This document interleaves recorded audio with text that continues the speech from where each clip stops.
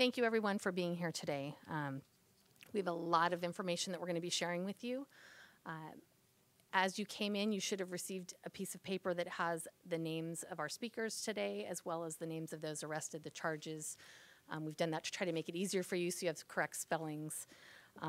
Today's speakers will include Mayor Robert Garcia from the City of Long Beach, Police Chief Robert Luna from the Long Beach Police Department, El Segundo Police Chief Mitch Tavera, Lieutenant Lloyd Cox from Long Beach Police Department's Homicide Detail, Lieutenant Scott Dukakis from El Segundo Police Department, and also on stage with us is 8th District Council Member Al Austin.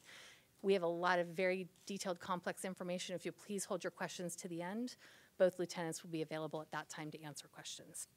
I'd like to introduce Mayor Robert Garcia.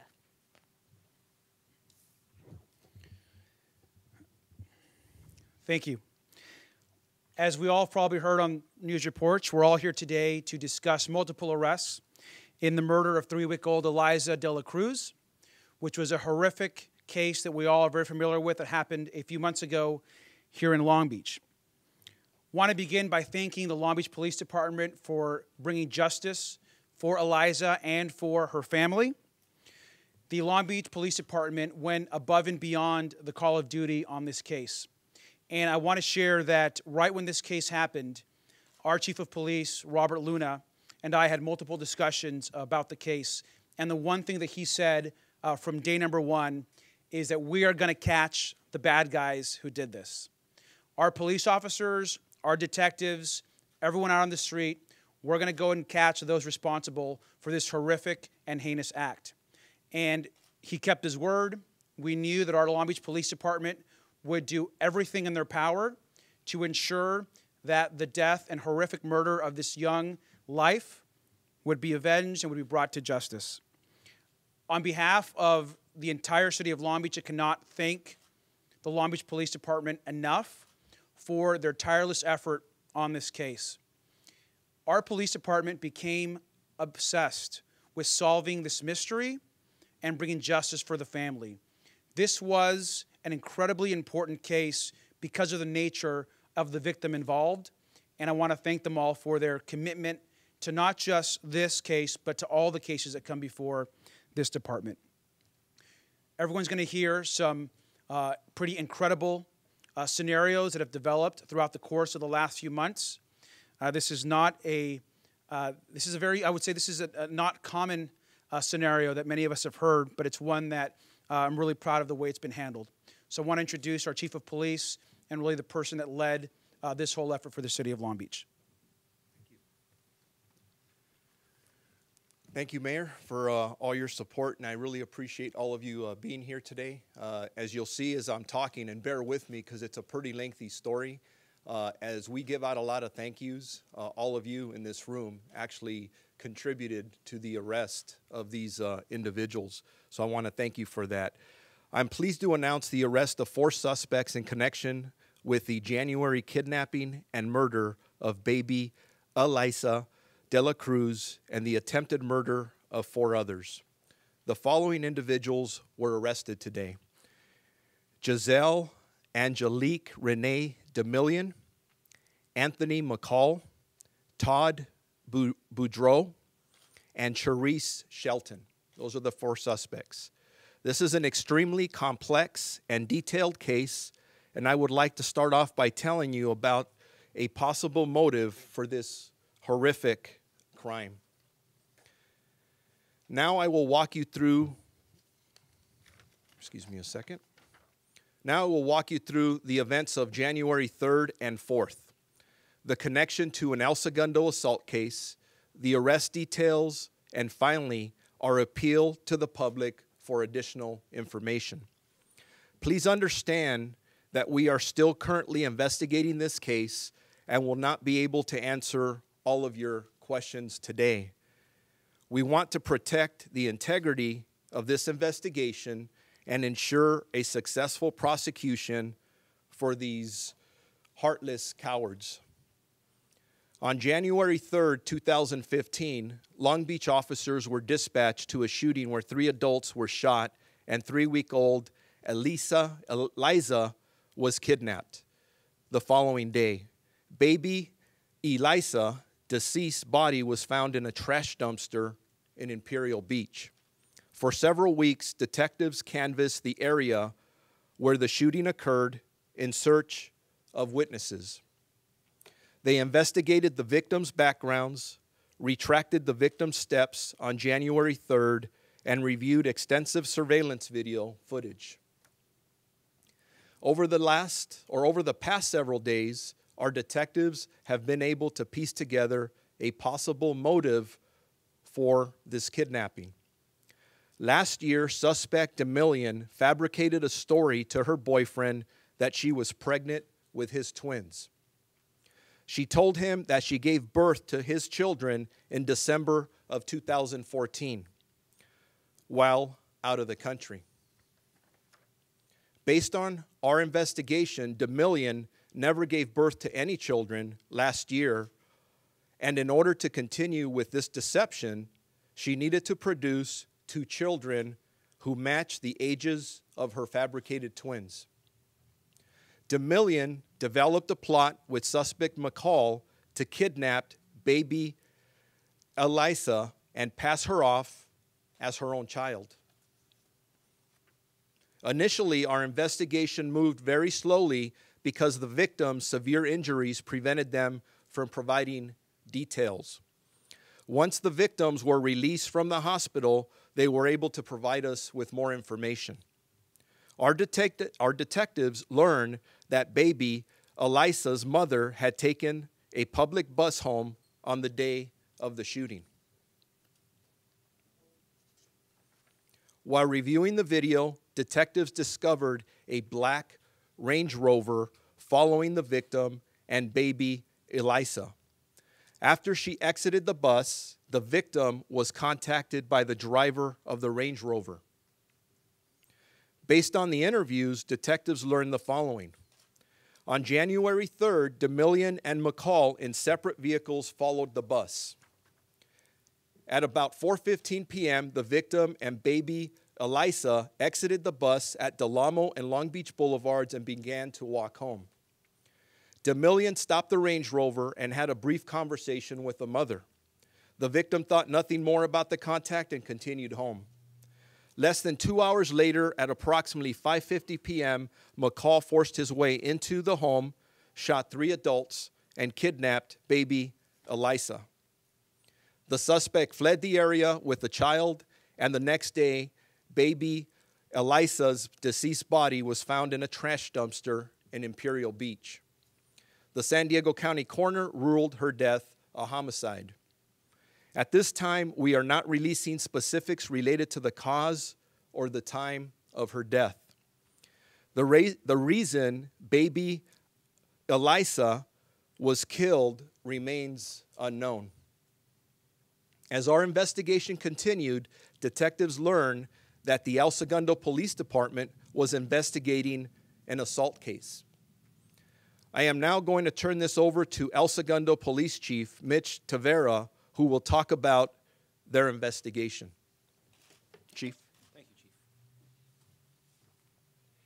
Chief. On February 6, 2015, at approximately 1:48 a.m., El Segundo police officers responded to a hotel in the 2000 block of East Mariposa regarding an unknown trouble call. Once on scene, officers discovered a 23-year-old female had been severely beaten with a full-size baseball bat inside a hotel room. Officers also located the victim's 4-month-old son inside the same room.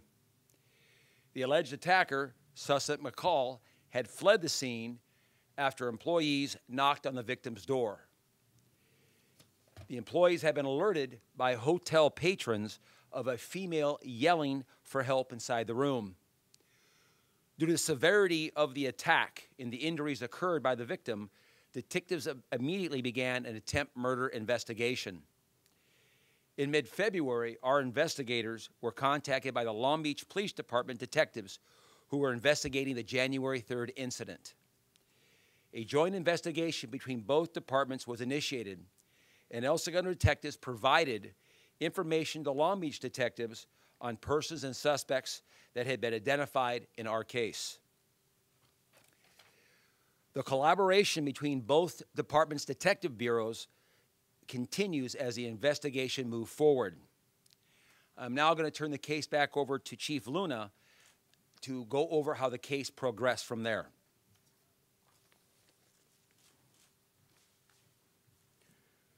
Thank you, Chief. As our investigation continued, give me a second here. Thankfully, due to the quick actions of the El Segundo residents, the plan was interrupted before another child could be taken from their mother. Detectives determined DeMillion knew the El Segundo victim for several years and was aware that she had recently had a child. The woman was specifically targeted because of her child's age and because DeMillion knew where to find her. DeMillion put a plan into motion to have McCall kill the mother in El Segundo and kidnap the baby, so DeMillion could pretend to be its mother and convince her boyfriend that it was their son. Meanwhile, as the Long Beach shooting victims' conditions improved, they began working with a sketch artist.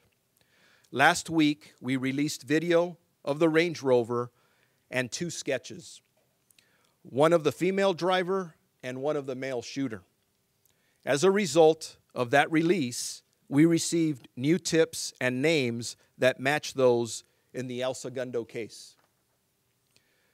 Using information from the new tips, we were able to conduct several interviews with the newly found witnesses who provided crucial evidence to our case. Today, Long Beach and El Segundo police departments are pleased to announce 4 suspects were arrested. 2 were booked for murder, kidnapping, attempt murder, conspiracy, and they are 47-year-old Giselle Angelique Renee DeMillion. She's a resident of Thousand Oaks. 29-year-old Anthony McCall, a resident of Vista.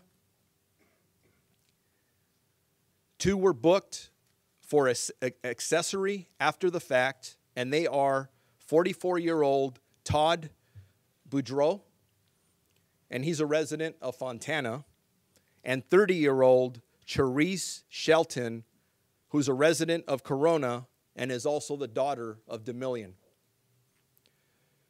Boudreau and Shelton aided by covering up the crimes after they had occurred.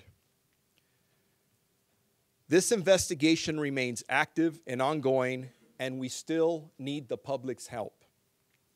We are looking for additional witnesses who might provide supporting evidence of DeMillion or her associates' prior attempts to seek out infants. DeMillion misrepresented that she had a charitable organization, that she wanted to help young mothers and their infants. We believe DeMillion contacted other friends and acquaintances to try and find infants.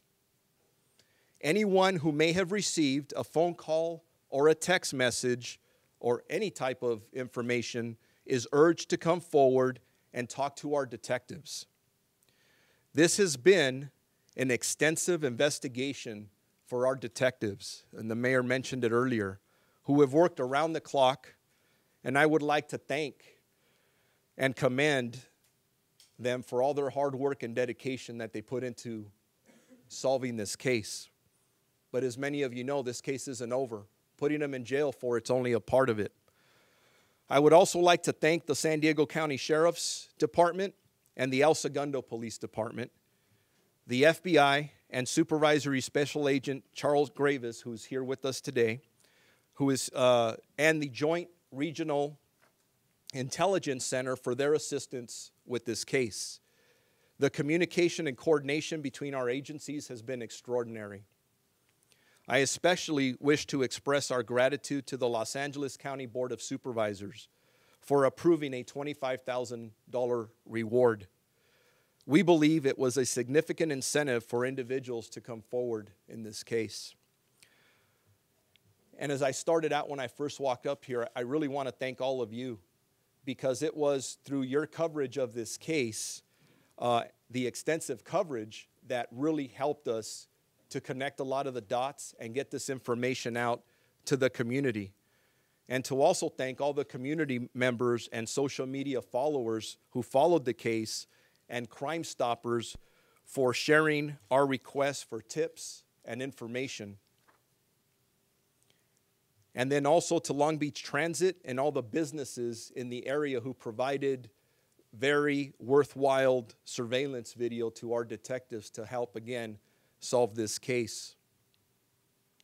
Now I would like to re-invite El Segundo Police Chief Mitch Tavera to say a couple of more words. Thank you, Bob. I concur with Chief Luna in all of the congratulations to the departments that assisted in solving this investigation. I especially want to thank Chief Luna for his dedicated Long Beach Police Department detectives. Your assistance in the case is amazing. You guys are true professionals and bulldogs. And I'd also like to thank my investigators and from our detectives from our department. Your tireless efforts in bringing these people to justice is well noted and only sets, for me, the true standards for my department. So thank you, gentlemen. I really do appreciate it. And with that, Chief Luna, I'll give it back to you. And thank you all for your patience. I know this is a very lengthy story, but there's just so many parts to this, and this is just a summary of everything that we're doing. So thank you, Chief, for that. At this time, Long Beach Police Lieutenant Lloyd Cox and El Segundo Police Lieutenant Scott Dukakis will take a few questions relating to this investigation.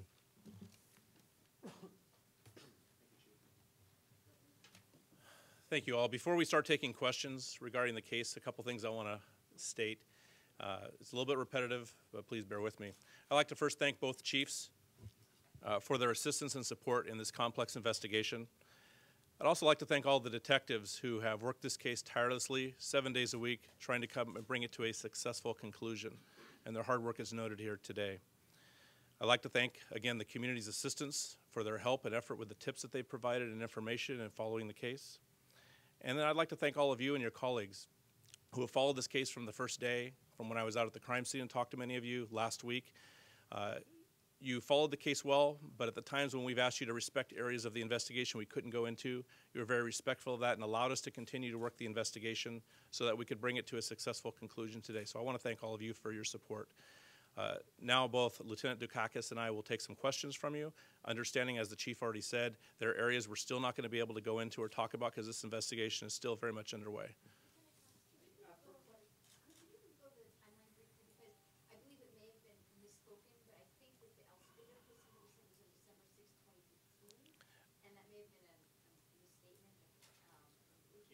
It was like a chronology of when she told her boyfriend she was pregnant, when the kids were supposed to have been born, if they've been real, when the El Segundo assault happened, when the Long Beach assault happened, just so we can have a clear picture. I don't have all the dates for you. We didn't prepare a timeline in that fashion. However, the Long Beach case occurred on January 3rd, and the El Segundo case occurred on February 6th. Oh, February 6th. Okay, so then the cause of death, I know you say you didn't want to reveal that or discuss that, but what role does the cause of death play in it? That's one of the things we're still investigating and trying to determine of exactly how baby Eliza died. We know from a medical standpoint how she died, which is what we're not releasing, but those are part of the ongoing investigation that we are trying to determine. So it will play a big role in how this case develops? That's really going to come down to the district attorney when they review all the evidence, so I can't answer that at this point. Help us understand when the light bulb went off and you believe you had a fabricated pregnancy as the genesis of this entire case. As we said earlier, El Segundo came to us, or we found out about their case and we talked. Although they had an assault case, they didn't know it was a kidnapping at that time and what the real motive behind that assault was. Those are things the two agencies worked out together over the past several months. We didn't know if it was really related until over the past week after we did the last press conference and we released those sketches and people came forward, provided us the exact same names of suspects, in our case, that El Segundo had been working all along. Then the pieces really started falling into place for us. And again, when was that, sir? Over the past week, after we did the last press briefing last week. Sorry, for clarity, so the composite helped bring forth information that tied the two cases together? Yes, because people recognized the composites and they provided us names of those individuals as well as where the Range Rover would be. And when we received those names from witnesses, That matched up the exact same names we already had from the El Segundo Police Department that we were looking at. So for clarity, when did the suspects make first contact with the mother of the infant? Which infant in which case? Not the toddler, the 3-week-old, De La Cruz. Well, we know from the day of the shooting, that's when they made contact on that date when they committed the crime, that they kidnapped her. Right, but when did they eyeball her and decide that she was the one to follow? That's something we're still working on and trying to work through witnesses on. Detectives are still interviewing people as we speak. The baby that was with her at the hotel, was that her own kid, the 4th month, I believe you said? Yes, that was. Yes, that was her child. And she claimed to have twins, so Eliza was one of the babies. Did she ever, did they have a plan to get another baby? Since it was twins, you mentioned twins, right? Eliza was the first child they attempted to kidnap, and the one in El Segundo was the second child they tried to kidnap. So there's a gap between the fact that The race, these are African-American suspects. The child, Liza, was Latina.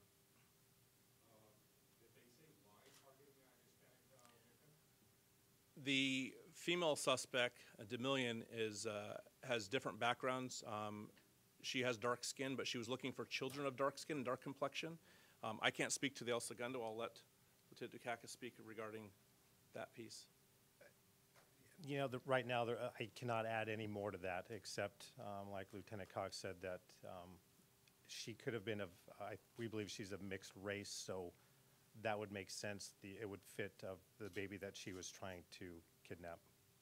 Is there any indications the father had any idea that this was going on? This supposed boyfriend that supposedly the father of these imaginary babies had any idea that this was going on or had any involvement?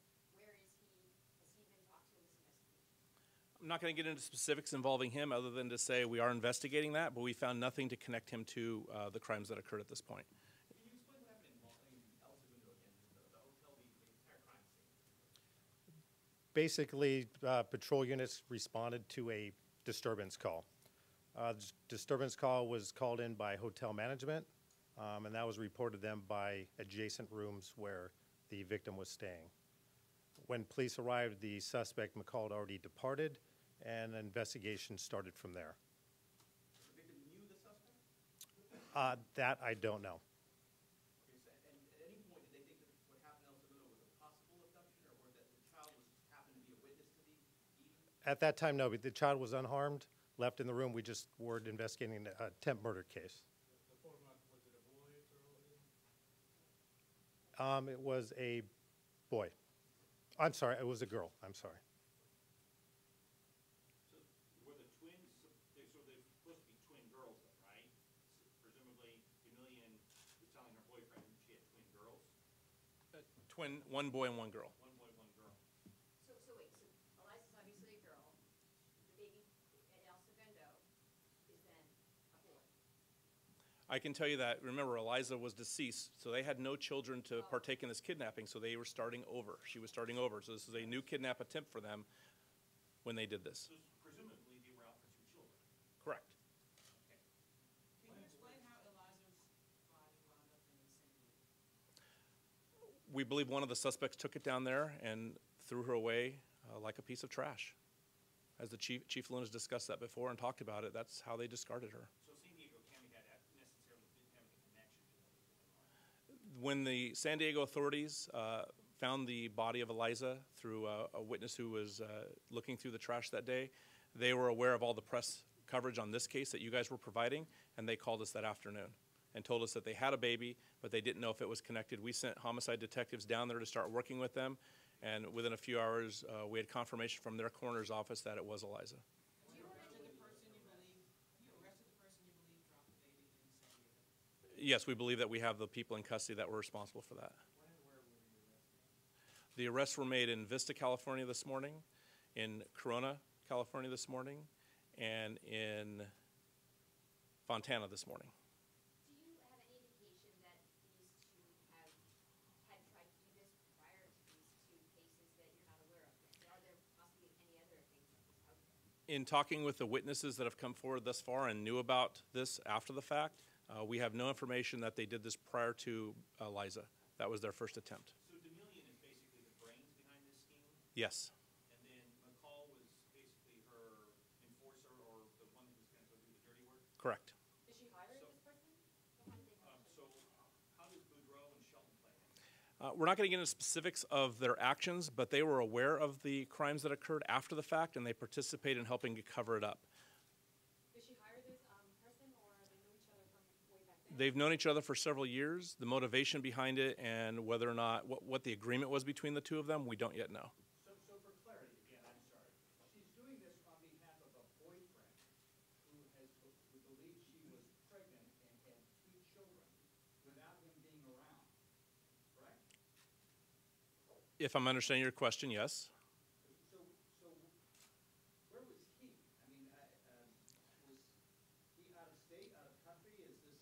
He was married, living his own life with his wife and children.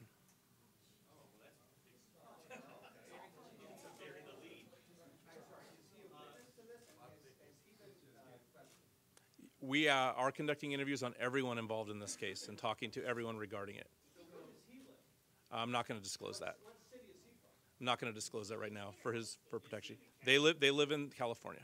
Are they in the county? They're in California. So is it, I mean, is it accurate to say that the suspect who was arrested in this case was having some sort of affair with this gentleman who she claimed had children of his and was set out seeking these infants to basically pass off as the children, and I mean, this is pretty much.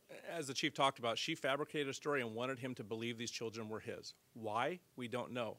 We're not sure the reason behind that motivation and what her goal was in the end. Has he been cooperative? Yes. Is there any, did you get any indication from the guy that this caught him by surprise? I don't want to go into statements regarding him yet because we are still interviewing him and other witnesses in it, and I'm trying to protect their identity and their cooperation in the matter. Was he trying to extort money from him? I don't have any information regarding that. Any more arrests? Do you anticipate any further arrests? At this time, no, but we are still interviewing people now. So this is, as the chief said earlier, this is a very complex case. How many people will collect the reward? I don't know yet. That's something we'll have to review and talk to the County Board of Supervisors about and discuss. How did Demillion pick out Eliza's mom? Was this just random, you think, or was she? As the chief talked about, she put out text messages and word to her friends that she had a nonprofit foundation and she wanted to help young mothers and was looking for infants 1 to 2 months old to assist. And she had friends trying to find them. Through those connections, it's our belief, through an associate, that she found out about the mother and Eliza and put the plan into action to make that her first victim. And help them how? Financial assistance or? We haven't discovered how, other than she wanted to help these children who were young and mothers who needed help. Any idea how many people she reached out to or texted? No, that's why we're asking for your help and the public's help to bring that forward, because we believe there are people who are in contact with them and text messages and have that out there. Does this charitable foundation have a name? I don't know the name of it, ma'am. Sorry. I think we'll take one more question and then wrap this up. Do you believe that they were going to strike again? Because Eliza obviously was found dead at Dutcher, but didn't have a baby at that point. Do you think if you hadn't stopped this, they would have tried again? I can't predict what was in her mind and what she was doing. I can't even fathom why she did it in the first place, so I don't think I can answer that. And thank you. The hotel was not the baby, right? It wasn't the mother. Or was it? Can you repeat that? Yeah, the baby who was found at the hotel was a female, the 4th one, right? Baby girl.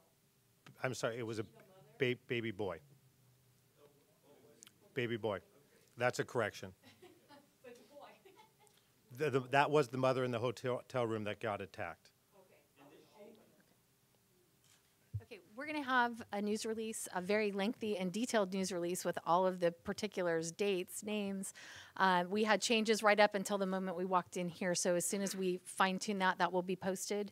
There will also be links to the original news releases, the original footage, the photos, the surveillance, the sketches. All of that will all be linked together, so you'll have access to all of the original information. As soon as we get back up to the office, they're fine-tuning it.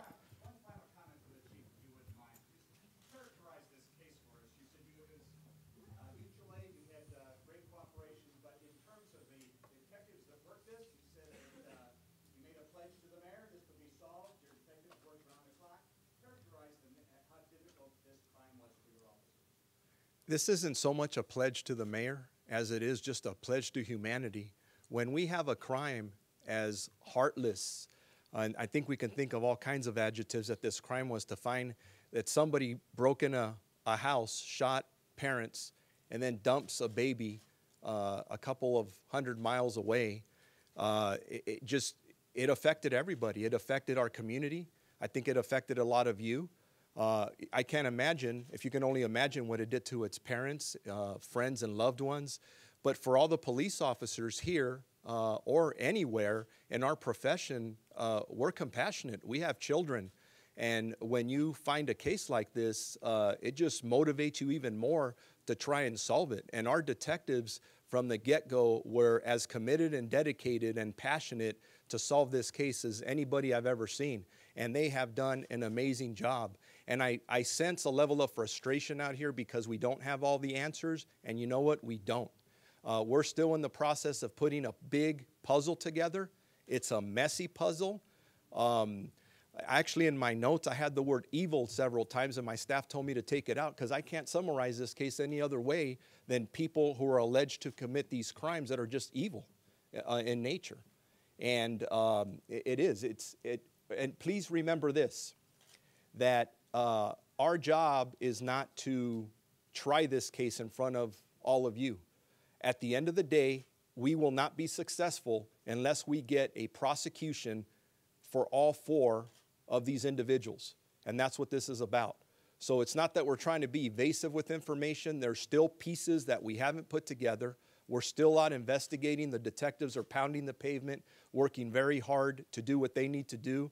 And at the end of the day, we intend to get a full prosecution, and I hope that they get the full extent of the law. They get hammered for this. This is just unbelievable. Rate this in terms of your experience and years in law enforcement. How does this rank for you in terms of heinous and just crazy? In my 29 years, I've never seen anything like this, and I could talk to almost everyone standing around me in this profession, and from Chief Tavera's perspective, we've never seen anything like this where somebody goes out looking for babies to kidnap and they kill or attempt to kill the mothers. It's unbelievable. Thank you. Yes. No booking photos at this time. I don't anticipate that they'll be released. I'm sorry. Yes. Officer Claudia Lopez is here and prepared to do Spanish interviews.